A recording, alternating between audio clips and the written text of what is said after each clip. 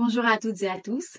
Cette vidéo vous aidera à devenir plus énergique, plus riche, plus heureux et plus efficace. Commençons par une question simple. Votre smartphone, en ce moment, vous apporte-t-il plus de bien ou de mal? C'est une excellente question, car ce même smartphone peut offrir à quelqu'un l'accès à des connaissances, à un revenu de plus de 10 000 € par mois, tandis qu'il peut causer chez une autre personne la solitude, l'anxiété, la dépression et même de la pauvreté. Le même appareil, mais des résultats totalement différents. Aujourd'hui, nous allons parler de comment rejoindre la première catégorie. Comment utiliser votre smartphone pour devenir plus riche, plus heureux, plus efficace, au lieu de vous laisser submerger. Je m'appelle Ludmila, je suis coach certifiée et en 2018, j'ai lancé mon premier programme de développement personnel sur WhatsApp. C'est la formation Réveil qui est la méthode d'autoprogrammation pour réaliser ses rêves. Et ce programme se déroule directement depuis le smartphone. Donc, je suis très bien placée pour aborder ce sujet. Aujourd'hui, plusieurs centaines de personnes l'ont déjà suivi et ont récolté des résultats. À 18 ans, j'étais serveuse dans un restaurant. Aujourd'hui, j'ai 2 appartements, je voyage et je finance les formations de mes rêves. En gros, ces 6 dernières années, j'ai construit ma vie grâce à mon smartphone. J'en ai 3, pour être exact. D'un côté, mon téléphone m'a permis de gagner de l'argent, d'avoir des clients formidables, d'investir dans l'immobilier. Mais de l'autre côté, il a aussi soulevé des questions importantes sur l'hygiène numérique. Quand on travaille en ligne, entre WhatsApp, YouTube et les notifications de toutes les applications, on peut vite se laisser envahir. J'ai étudié ce sujet, regardé des vidéos, lu des livres, testé de différentes approches. Et dans cette vidéo, je vais partager le top 9 de mes meilleurs tips qui ont fonctionné pour moi. Je ne vais pas vous dire de supprimer TikTok ou Instagram, ni de jeter votre téléphone ou d'aller vivre à la campagne.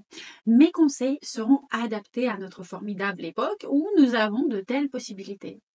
Et je suis convaincue que pour beaucoup d'entre vous, cette vidéo sera l'une des plus bénéfiques en termes d'énergie, de productivité et par conséquent d'argent gagné.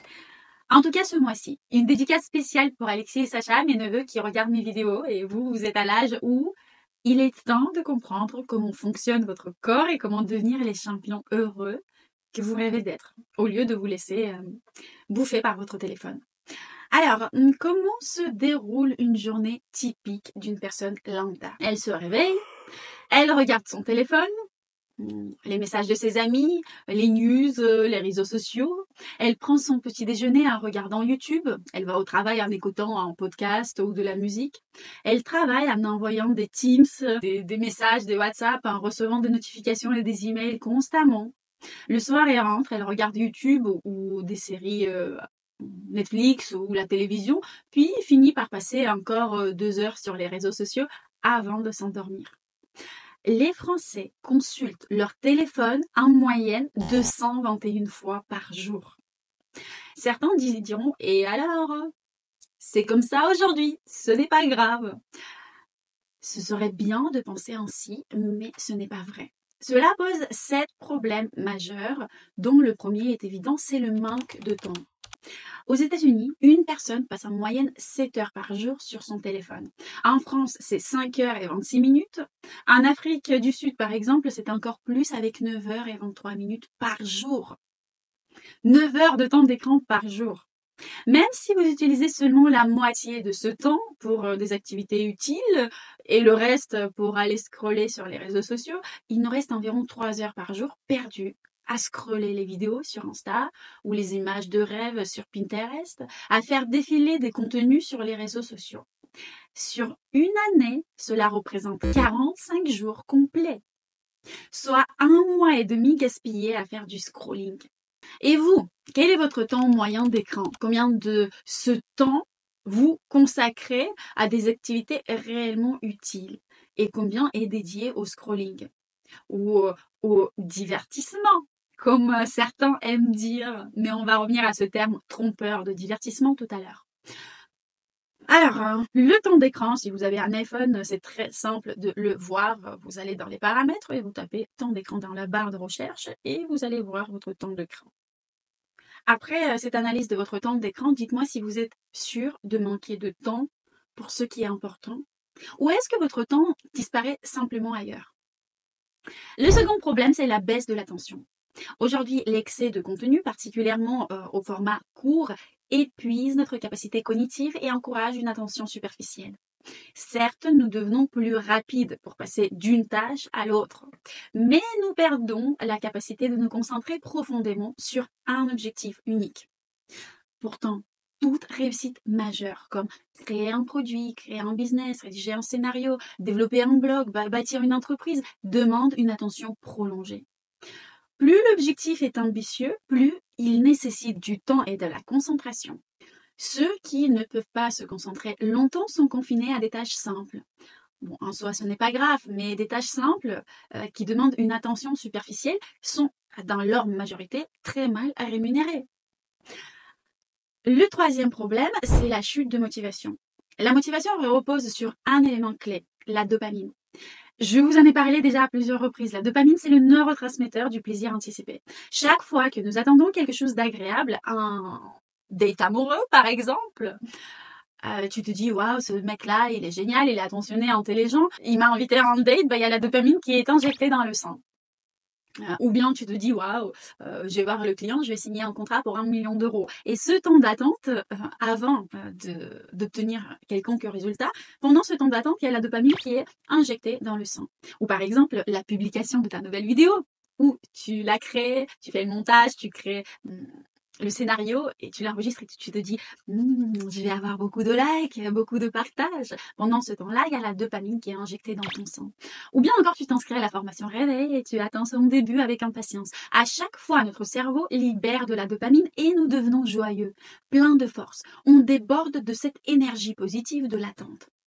Les réseaux sociaux exploitent cette mécanique en créant une montagne russe émotionnelle, en faisant défiler le contenu, en espérant une récompense. On scrolle, parce qu'on espère quand même tomber sur un truc sympa, drôle, qui nous parle, qui parle de nous. Et donc on scrolle et de la dopamine est injectée pendant ce temps-là dans notre sang.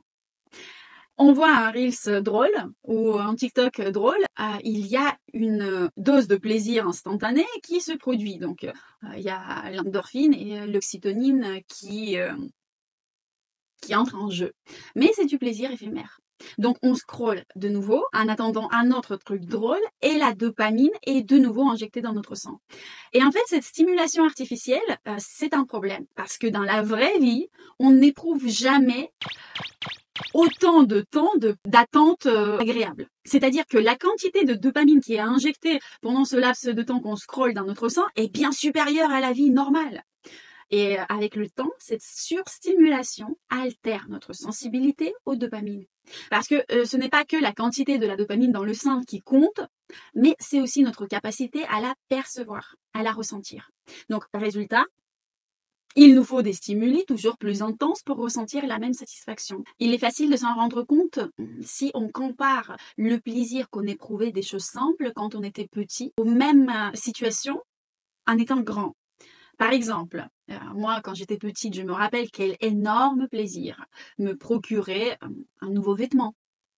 Et parfois, il s'agissait même pas d'un nouveau vêtement, mais d'un vieux manteau de ma mère pour lequel je suis devenue presque suffisamment grande. Mais rien que pour ça, j'étais au 7e ciel.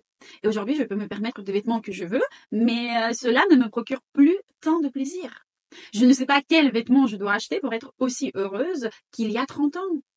Maintenant, imaginez une personne avec une sensibilité à la dopamine normale, qui, elle, se prépare pour un date. Elle se fait toute belle, elle attend avec impatience ce moment de rencontre dans tel ou tel resto. Elle est toute excitée, elle a de la dopamine qui est injectée dans le sang, on va dire qu'une goutte de dopamine est injectée dans son sang. Et maintenant, comparez cette personne avec la personne qui vient de passer 3 heures à scroller les TikTok, et donc elle a reçu déjà 3 gouttes de dopamine dans le sang, et sa sensibilité à la dopamine est désormais plus faible. Même ces 3 gouttes de dopamine, désormais, sont perçues comme c'est de la nuit, il me faut plus. Et à côté, on a le même date qui peut nous procurer seulement 1 goutte de dopamine. C'est même plus que l'ennui pour cette même personne. Puisque d'un côté, elle a 3 gouttes de dopamine qui ne la font plus kiffer, et d'un autre côté, elle a un date à 1 goutte de dopamine, mais elle va même plus y aller. Il y a plus d'envie de se faire belle, de se préparer, de sortir de chez moi, parce que dans mon smartphone, j'ai 3 gouttes et ce n'est même plus assez. Mais en réalité, c'est le même problème que rencontrent tous les drogués, puisque la seule possibilité de garder le même niveau de vécu, le même niveau d'émotion, c'est d'augmenter constamment la dose jusqu'à l'overdose. Il existe même un terme pour cela et c'est un symptôme médical, ça s'appelle l'anédonie. C'est l'incapacité à éprouver de la joie à partir d'expériences simples. C'est quand un dîner avec vos potes ou un dîner avec votre amoureux, la pratique du sport, une discussion avec des copains ou un projet business ne vous procure plus de joie. Dans le monde moderne, on est tous un peu atteints de cette maladie. Mais la question, c'est de savoir à quel point. Et c'est pas le truc quand tu as une passe difficile, tu parles avec des potes, ils te remotivent et tout redevient normal. Non. Ce n'est pas un truc où une formation ou un coup de pied magique de votre psy va vous remettre dans le droit chemin. Non. On parle là d'une dérive qui modifie physiquement notre cerveau. Et l'amitié, le challenge, le sport, les relations humaines ne vous procurent plus de bonheur. Ça ne marche plus pour vous. Vous avez envie de rien, plus rien ne vous réjouit et vous n'avez plus d'énergie, plus de motivation. Plus de motivation pour faire quoi que ce soit de normal. Et bien sûr, bonjour la dépression. Bonjour les séances chez le psychiatre, pas le psy cette fois-ci. C'est là qu'on a atteint un point de non-retour. Mais avant ce point, il y a des étapes. Et chez vous, on ne parlera peut-être pas de la dépression, mais d'une baisse de motivation, d'une baisse d'énergie. Vous n'avez plus de force pour faire du sport après le travail, pour préparer votre prochain séjour aux Maldives ou à la Camargue, j'en sais rien. Il y a une petite baisse de motivation, une fatigue globale. Et dans ce cas-là, vous y êtes déjà à une certaine étape de cette maladie-là. Ensuite, on a le 4e problème. C'est la baisse des interactions sociales. Les gens ont de moins en moins d'interactions sociales. Alors, à l'origine, notre cerveau s'est développé pour l'interaction humaine. Pendant des millénaires, les relations sociales ont été essentielles à notre survie et à notre bien-être. Une étude menée par l'université d'Harvard sur 80 ans a démontré que la qualité des relations sociales est le facteur clé pour une vie heureuse, saine et réussie. Pendant cette étude, les personnes de Harvard ont suivi 724 personnes sur 80 ans, tout au long de 80 ans. Et ont cherché à comprendre pourquoi un est devenu toxicomane, SDF, malheureux, dépressif, tandis que l'autre est devenu millionnaire. Les gens se caractérisent comme des personnes heureuses dans cette étude. Les gens se sont caractérisés comme des personnes heureuses et qui réussissent mieux dans la vie. C'était les personnes qui avaient des interactions sociales de qualité, une famille aimante, un partenaire, des amis, etc. Et là, c'est quand même incroyable puisqu'on a la clé du bonheur quand même. Mais regardez, en 1924, il n'y avait pas d'Internet. Et les gens passaient en moyenne 8 heures par jour dans l'interaction avec ses semblables et 0 heure de temps d'écran. En 2024, un être humain passe en moyenne 2 heures par jour dans une interaction sociale. Et 5 heures, parfois 6, parfois 8 ou 9 de temps d'écran. Comme conséquence, solitude, dépression, absence de sens de vie. À l'inverse, ceux qui cultivent des liens sociaux forts n'ont pas besoin de chercher ce sens de vie puisqu'ils la vivent. Ils n'ont pas le temps de se poser la question, mais alors, c'est quoi le sens de la vie? Non, ils sont avec les potes, ils sont dans des formations, ils sont en train de se développer, de s'amuser, de voyager, etc. Ok? Problème numéro 5, l'épuisement et l'anxiété. Les réseaux sociaux sont loin de nous détendre. Au contraire, ils surchargent notre cerveau. Pourquoi? Trop d'informations. Chaque jour, nous absorbons davantage d'informations que ce que notre cerveau peut traiter. Ça fatigue. On n'a plus de disponibilité mentale pour passer du temps de qualité avec nos enfants, pour écouter le récit de la journée de notre partenaire, pour suivre une formation. C'est pour ça, avant de commencer la formation réveil, on a un exercice préparatoire qui nous permet justement de libérer cette disponibilité mentale. Donc, trop d'informations. Ensuite, comparaison sociale. Ouais, elle vient de publier des photos sur un jet privé. Waouh, lui, il a fait l'ascension d'Everest. Waouh, celui-ci, il roule un Ferrari à 22 ans. Waouh, il a encore de rêves. Faudrait que j'aille à la salle de sport aussi. Que tu le veuilles ou non, ton cerveau te compare en permanence et ça fatigue. Ensuite, sentiment d'opportunité manquée. Les multiples choix apparaissent et c'est épuisant pour notre cerveau. Notre cerveau, il a parfois du mal à faire un choix entre deux options. Là, en scrollant sur les réseaux sociaux, on a 150 options. Et on a un masterclass sur la couture, on a une formation pour devenir coach, on a une formation pour devenir millionnaire, on a une formation pour travailler à distance et vivre à Bali, on a des retraites spirituelles en Indonésie ou je ne sais pas où. Waouh! On a trop de choix. Il est impossible de tout faire, il faut choisir. Et avoir 15 000 options entre lesquelles il faut choisir paralyse notre décision, épuise notre énergie. Ça fatigue. Résultat, feuilleter TikTok ou Instagram est en réalité beaucoup plus fatigant pour notre cerveau que par exemple faire notre travail de tous les jours. Je me fatigue, mais beaucoup, moi, en faisant des recherches pour une nouvelle vidéo ou en faisant 4-5 sessions par jour, pourtant c'est énorme, que de passer mon temps à scroller le contenu. Car ces applications manipulent notre cerveau, nous plongeant dans un cercle vicieux. Plus on consomme, plus on s'épuise. Donc, je répète, l'épuisement et l'anxiété est provoqué par le trop d'informations, ça fatigue, par la comparaison sociale, ça fatigue, et par le sentiment d'opportunité manquée. Ensuite, le 6e problème est lié à la détérioration de la mémoire. J'ai une question pour vous. Quel est le dernier Reels que vous vous souvenez avoir regardé? Je vous laisse 5 secondes pour y réfléchir. 5, 4, 3, 2, 1. Votre réponse? Si vous n'avez pas réussi à vous souvenir d'un seul Reels parmi les 1000 que vous avez vus, réfléchissez à ce qui se passe avec votre mémoire. Cela s'appelle l'infotoxication. C'est lorsque le cerveau reçoit beaucoup plus d'informations qu'il ne peut en traiter. Et dans ce cas-là, le cerveau il dit « Wow, oh là là, il y a trop d'infos là, je suis incapable de tout traiter ». Et à ce moment-là, il active l'attention superficielle. Ça veut dire l'information ne s'inscrit pas dans la mémoire. Vous pouvez passer 1 heure à faire défiler des Reels, aller ensuite prendre une douche et 30 minutes après être incapable de vous souvenir de ce que vous avez vu pendant les heures à scroller les Reels. Puisque l'excès d'informations pousse le cerveau à refuser de tout mémoriser. Cela peut sembler anodin, même bien parfois, puisqu'on envoie des bêtises en scrollant, mais en fait, ce mode d'attention superficielle s'étend à d'autres aspects de votre vie. Ça veut dire que vous prêtez moins attention à ce qui se passe autour de vous et retenez moins de choses, car votre mémoire est déjà saturée. Le 7e problème est l'illusion de connaissance. Par exemple, combien fait 18 multiplié par 76? Alors, ça fait 1000 et quelques, faut que je prenne ma calculette. Vous ne le savez peut-être pas non plus, mais vous allez ouvrir une calculatrice, probablement sur votre smartphone, et voilà, vous avez le résultat. Mais est-ce que c'est vous qui savez ou c'est votre calculatrice? Il en va de même pour les lieux, par exemple, dans une ville.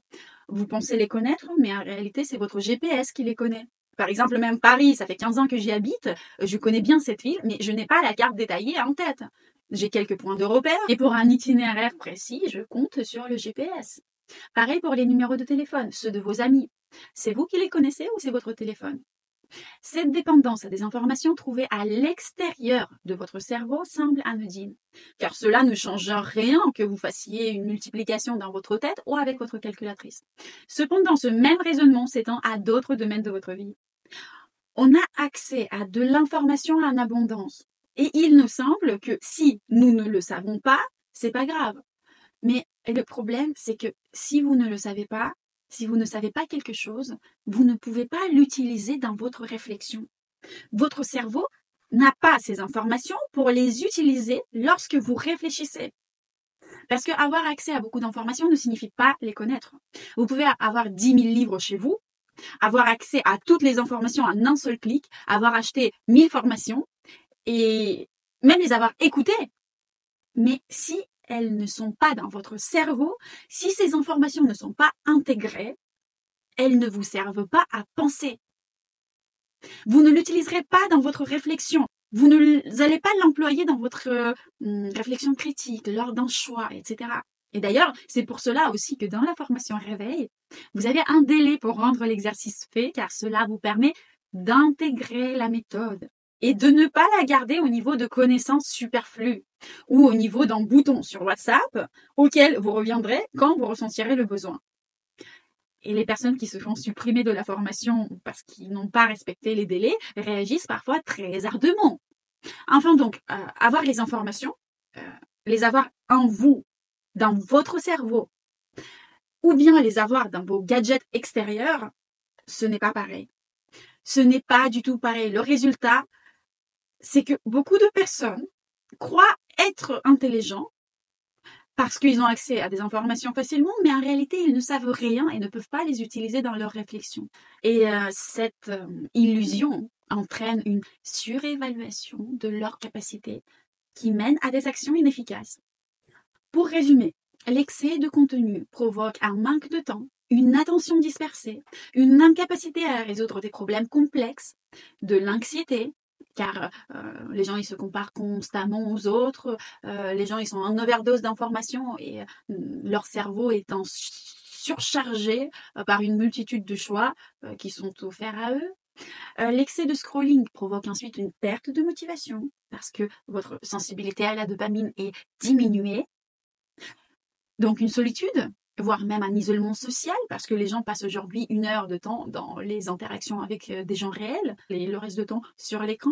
Et imaginez cet individu qui a un tout petit peu tous ces problèmes-là. Mais comment un tel individu peut mener à bien un projet d'1 million d'euros s'il n'arrive même pas à finir un livre ou à travailler quelques heures sans se distraire? La réponse est simple, il ne peut pas. Nous vivons dans une époque très étrange où les robots et les machines deviennent de plus en plus performants, de plus en plus intelligents, tandis que les humains s'appauvrissent mentalement, intellectuellement. Cette divergence va s'accentuer rapidement. Ainsi, l'hygiène numérique ne se limite pas à un effet de mode ou à un enjeu de revenus, mais détermine votre place dans la société du futur. Détermine clairement votre caste dans la société de demain. Dans 10 ans, seriez-vous un simple exécutant ou seriez-vous un individu qui sait réfléchir, qui sait se concentrer pour mener à bien sa vie? Maintenant qu'on a parlé du pourquoi tout cela est important, je vais vous donner 9 life hacks concrets que vous pouvez appliquer dès demain, dès aujourd'hui, dès maintenant pour éviter ces problèmes, pour devenir plus productif, pour avoir plus d'énergie, devenir plus intelligent et par conséquent devenir plus riche et même plus heureux. Alors, 1. Passez la première heure de votre journée sans les réseaux sociaux ni messagerie, sans votre téléphone de préférence. C'est un conseil que je vous donne souvent. Consacrez la première heure de votre journée à ce qui compte le plus pour vous. Vous voulez gagner plus d'argent, réfléchissez à comment faire durant cette heure. Commencez à organiser de nouveaux process pour y arriver. Vous voulez encore plus beau? Faites du sport, allez à la salle. Vous voulez attendre un état d'éveil ou de sérénité? Méditez. Commencez la journée en ouvrant son téléphone, en ouvrant WhatsApp, Instagram ou Le Monde, vous bouffe immédiatement. Vous perdez immédiatement le contrôle de votre journée et tout ce qui suit est dicté par les notifications entrantes. En somme, vous ne pilotez plus votre vie, ce sont les circonstances extérieures qui le font. Et c'est ici qui est la différence entre un entrepreneur et un employé. Parce qu'un employé, il reçoit une tâche et l'exécute. Un entrepreneur évalue la situation, planifie l'avenir, réfléchit et crée des objectifs pour lui-même et pour les autres. Si vous commencez votre journée en répondant aux messages ou en checkant les infos ou en scrollant le fil d'actu, vous adoptez une posture d'exécutant. Pour éviter cela, commencez plutôt par planifier votre journée. Déterminez ce qui est le plus important pour vous. Fixez vos priorités. Organisez votre emploi du temps. Ainsi, c'est vous qui contrôlez votre vie. Et en ce qui me concerne, moi, j'ai bien entendu mes propres rituels du Miracle Morning, puis j'ai l'heure sacrée pour mon rêve le plus cher du moment. Ensuite, j'aime commencer par les tâches les plus énergivores et les plus complexes. Ensuite, 2. Le tips numéro 2. Éloignez votre téléphone de vos yeux pendant que vous travaillez. Laissez votre téléphone dans une autre pièce ou, si vous êtes au bureau, mettez-le dans un sac hors de votre vue. Des études montrent que la simple présence d'un téléphone à proximité réduit votre niveau de concentration. Même si vous ne l'utilisez pas. Si vous le voyez, Vous serez peut-être tenté de le prendre. On sait qu'un Français, il prend son téléphone en moyenne 221 fois par jour. Et en fait, sans vous rendre compte, vous finirez peut-être par scroller ou répondre à des messages. Mais même si cela ne vous arrive jamais, sachez que vous allez avoir une meilleure concentration si votre téléphone est hors de votre vue. Ensuite, le tips numéro 3. Désactiver les notifications. Depuis plus d'un an, j'ai désactivé 99% des notifications sur mon téléphone. J'ai des heures de travail où j'active les notifications de travail et mon téléphone est 99% du temps est en mode silencieux. Les gens qui laissent leur téléphone sonner ou vibrer toutes les 30 secondes ne peuvent pas se concentrer sur quoi que ce soit. Si certaines notifications sont indispensables pour votre travail, limitez-les strictement à ces cas de figure. Désactivez tout le reste. Ensuite, numéro 4. Répondez aux messages d'un seul coup, 1 ou 2 fois par jour. Idéalement, réservez un moment précis pour répondre à tous vos messages en une seule fois. Par exemple, le soir. Pendant la journée, essayez de ne pas vérifier vos messages constamment. Si vous le faites, vous ne pouvez pas vous concentrer sur des tâches importantes, car votre attention est constamment fragmentée. Et franchement, la personne qui chatte avec quelqu'un tout au long de son temps de travail a peu de chances de développer et de mettre en place une idée de génie. Ensuite, tips numéro 5. Nettoyez vos appareils et vos réseaux sociaux. Prenez le temps de supprimer tous les messages non lus ou de répondre à ces messages. Supprimez les groupes inutiles, les contacts superflus. Supprimez aussi les photos et applications dont vous n'avez plus besoin.